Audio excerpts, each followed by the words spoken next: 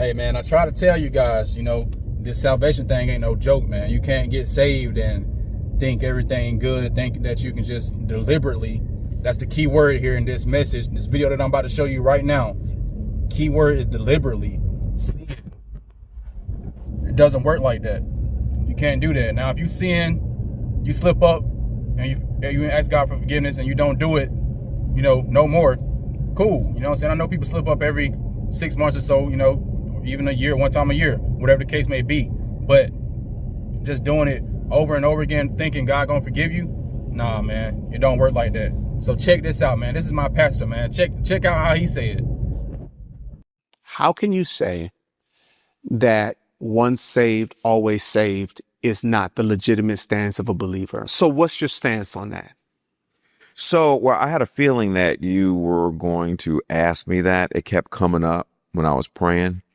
And so I said, let me make sure that I have a couple of scriptures, because there are a lot. Now, let me say this. A lot of people that believe in once saved, always saved don't live right. So they need the justification to keep on living raggedy. So that's one thing. But so I got my iPad here in case that came up. Yes. So let me just let everybody read these scriptures.